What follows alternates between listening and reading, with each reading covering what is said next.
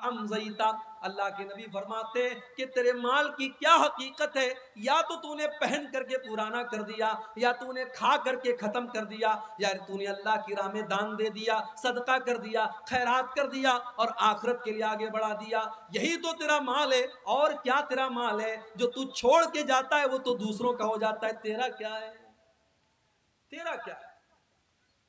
सारी जिंदगी जो जिस मकान को बनाते हैं आप, हराम कमाई से जिस मकान को बनाते हैं, एक दिन आता है आप मर जाते हैं और आपके बच्चे उस मकान में जिसको आपने खड़े होकर के बनवाया है, उस मकान में आपके बच्चे आपकी लाश को 24 घंटे रखने के लिए तैयार हैं। इंसान मर गया, 24 घंटे कोई डेड बॉडी को रखने के लिए तैयार है। बीवी को बहुत मोहब्बत है शौहर से, बीवी की आंखों में आंसू बह रहे हैं, बेटे रो रहे हैं, मगर बेटा एक बार भी नहीं कहता मेरे अब्बा जान को मेरे पास रहने दो। सब लोगों को फिक्र है जल्दी से कब्र तैयार हो जाए, जल्दी से जनाजा पड़ी जाए, अब्बा को दफन कर दिया जाए। कोई मुर्दे को रखने को तैयार नहीं है। ओ लोगो, तुम्हारी वैल्यू खत्म हो गई, तुम्हारी हकीकत खत्म हो गई। मौत के आते ही तुम्हारी औकात तुमको पता चल गई। इसीलिए अल्लाह कहता है अल्हाकुमुत्तकासुर हत्ता जुरतुमुल मकाबिर, जब तुम कब्रिस्तान पहुंचोगे तब तुम्हें पता चलेगा दुनिया की हकीकत क्या है। कब्रिस्तान तो पहुंचोगे ना। दुनिया में फॉर्च्यूनर गाड़ी की सवारी करने वाला, 1-1 करोड़ की गाड़ी से चलने वाला, 4 लोगों के कंधों पर आज जनाजे की शक्ल में जा रहा है, जो अपने शैम्पू से, अपने फेवरेट शैम्पू से नहाया करता था। बहुत सारी औरतें डव शैम्पू लगाती हैं, कोई दूसरा शैम्पू ले आओ तो बुरा मान जाती हैं। बहुत सारे लोग लक्स साबुन से नहाते हैं, उनको दूसरा साबुन नहीं चलता।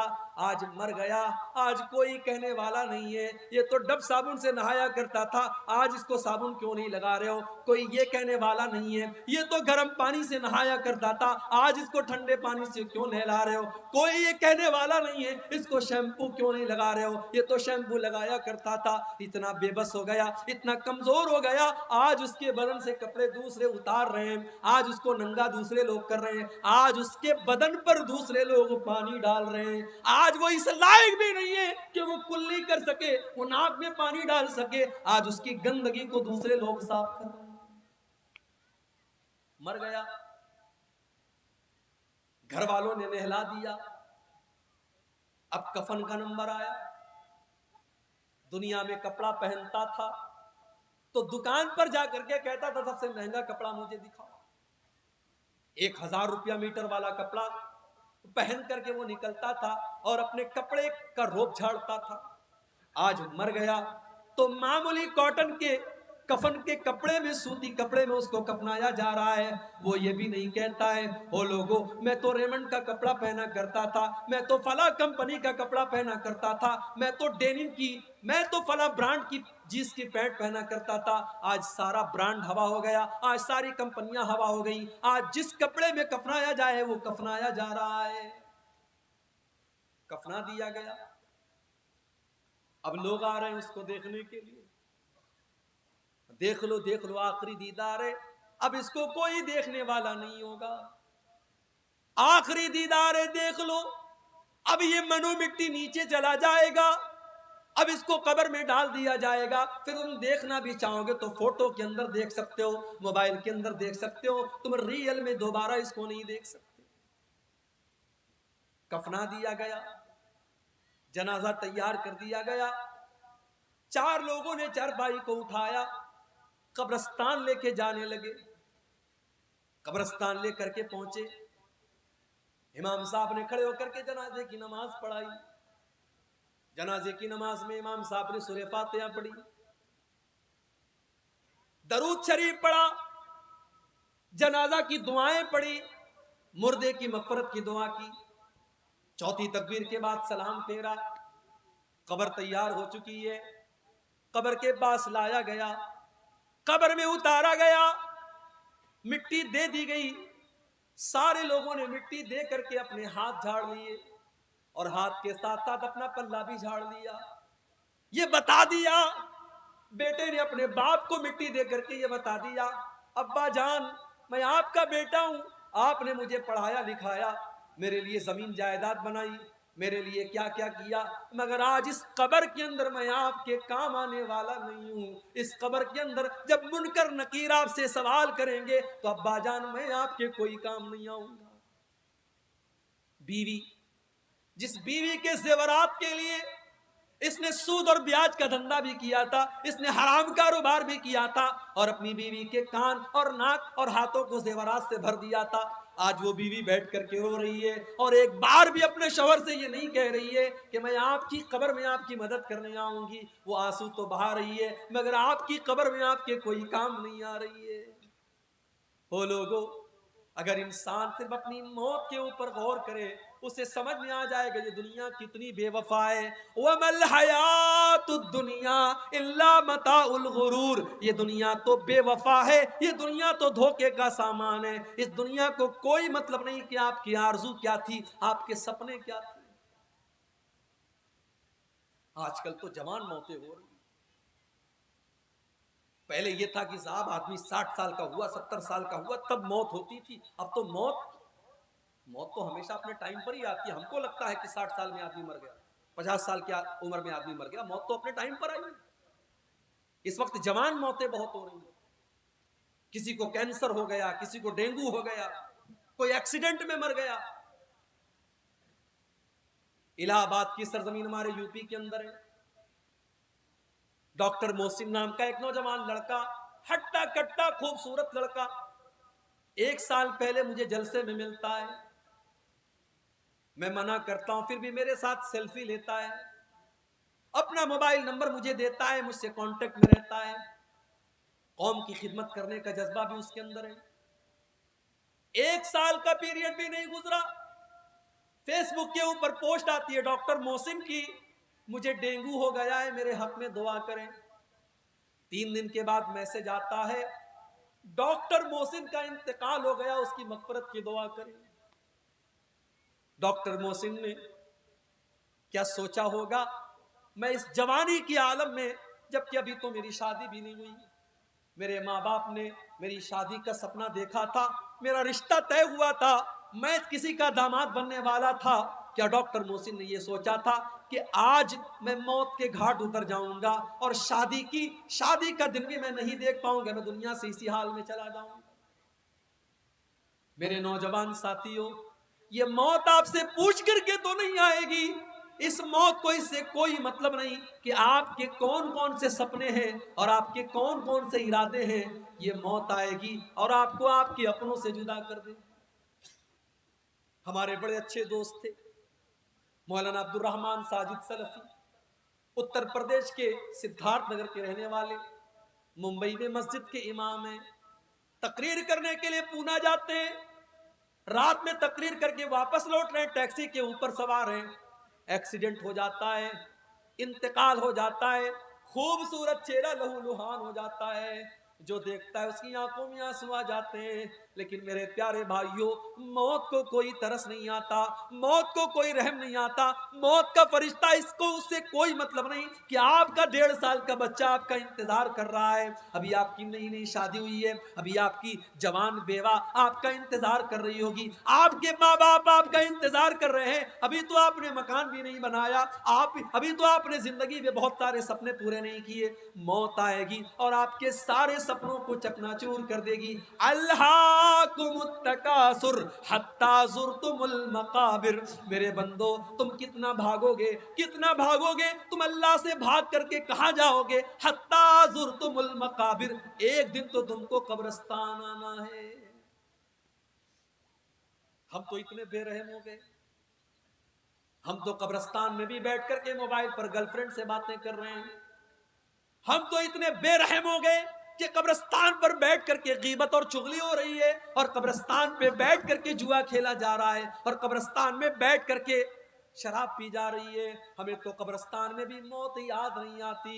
ओ लोगों, मेरे नबी को तो कब्र को देख करके मौत याद आ जाती थी। इब्ने माजा की रिवायत है, एक अंसारी सहाबी का जनाजा है, जनाजे को कब्र में उतारा जा रहा है, अल्लाह के प्यारे नबी अपने सहाबा के साथ कब्र के पास बैठे हुए हैं और आप उनकी आंखों से आंसू बहने लगते हैं और इतना रोते हत्ता बल्लसरा, वहां की जमीन आपके आंसुओं से भीग जाती है। उसके बाद आप कब्र की तरफ इशारा करके कहते हैं लिमिस लिहाजा फ़अइदू या इखवानी, ऐ मेरे सहाबा इस कब्र की तैयारी करो, यहां तुमको आना है। ओ लोगो, हम तो इतने कठोर दिल हो गए, हमको तो कब्र देख करके भी मौत याद नहीं आती। हत्ता ज़ुरतुमुल मक़ाबिर, कब्रिस्तान तो तुमको जाना है।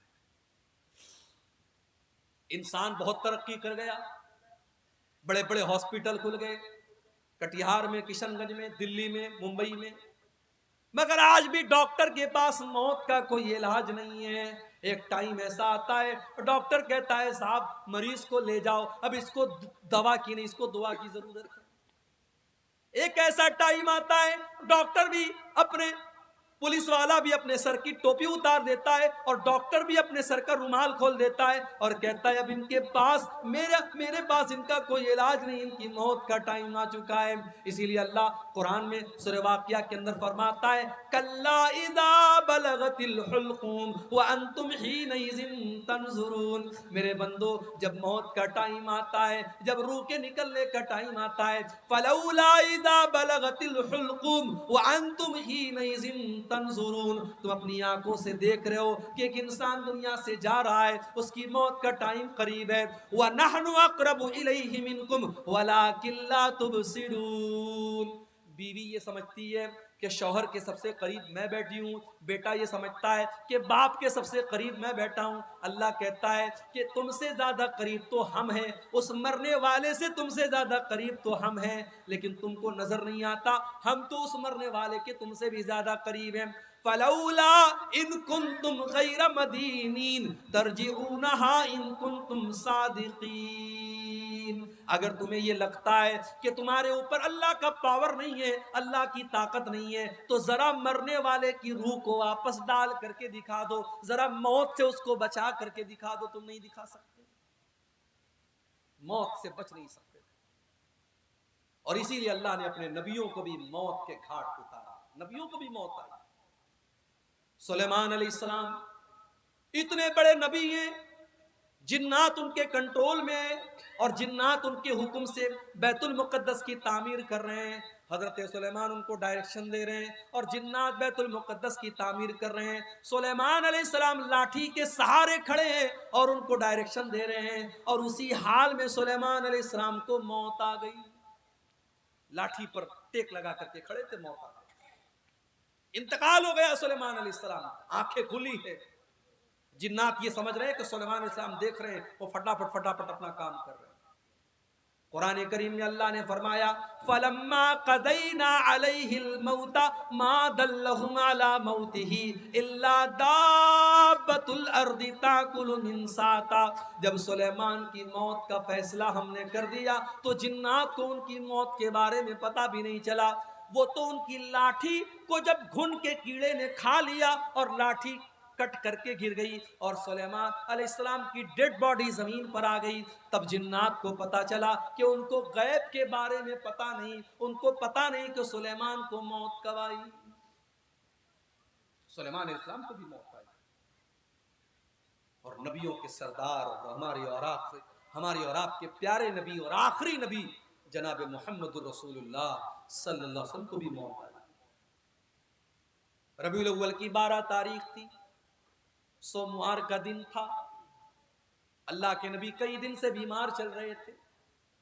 फजर की नमाज का टाइम है, अल्लाह के नबी को थोड़ी तबीयत बेहतर महसूस हुई। आपने अपने कमरे का पर्दा हटाया, सामने फजर की नमाज हो रही है, अबू बकर सिद्दीक नमाज पढ़ा रहे हैं और पीछे साहबा नमाज पढ़ रहे हैं। नबी अकरम ने अपने सहाबा को नमाज पढ़ते हुए देखा, आपके चेहरे पर मुस्कुराहट फैल गई। आपको लगा मेरा मिशन कामयाब है, मेरी मेहनत कामयाब है, मेरे सहाबा मेरे बाद भी नमाज को कायम रखेंगे। मेरे प्यारे साथियों, जा करके जरा अपनी मस्जिदों का जायजा लो। इस गांव के अंदर मुझे नहीं पता कितनी मस्जिदें हैं, जाओ जरा मस्जिदों में फजर की नमाज का जायजा लो।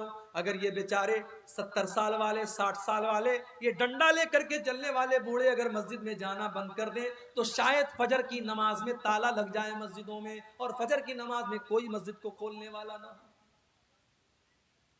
हम तो नमाज से इतने दूर हैं, कोई बात नहीं है, हमारा कारोबार चल रहा है, हमारी दुकान चल रही है, नमाज हो रही है और मोहब्बत रसूल का दावा। अल्लाह, एक मरतबा रबीउल अव्वल का महीना था, मेरा प्रोग्राम था कलिया चक में, मालदा में। मालदा स्टेशन से कलिया चक जाने में आमतौर से 1 से 1.5 घंटा लगता है, मुझे 3 घंटे लग गए। रास्ते पर जुलूस निकल रहा था साहब। किसका जुलूस निकल रहा है? नबी के आशिकों का जुलूस निकल रहा है। नबी के आशिकों का जुलूस निकल रहा है, डीजे बज रहा है, रास्तों को जाम करके, नाच करके, गा करके, नारे लगा करके लोग मोहब्बत रसूल जाहिर करते हैं।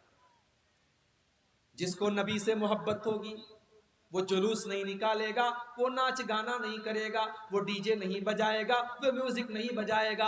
जिसको नबी से मोहब्बत होगी वो नमाज कायम करेगा, क्योंकि नबी को नमाज से बड़ी मोहब्बत थी। अल्लाह के नबी फरमाते जो इलत कुर्रतु ऐनी फिस्सलाह, नमाज मेरी आंखों की ठंडक है। नमाज का टाइम होता था, अल्लाह के नबी हजरत बिलाल से कहते थे या बिलाल अरहना बिस्सलाह, ऐ बिलाल जल्दी से नमाज खड़ी करो और मुझे मेरे दिल को सुकून पहुंचाओ। फजर की नमाज हो रही है, अल्लाह के नबी के चेहरे पर मुस्कुराहट फैल गई कि मेरे बाद भी मेरे सहाबा नमाज कायम करेंगे, मेरा मिशन चालू है, मेरा मिशन।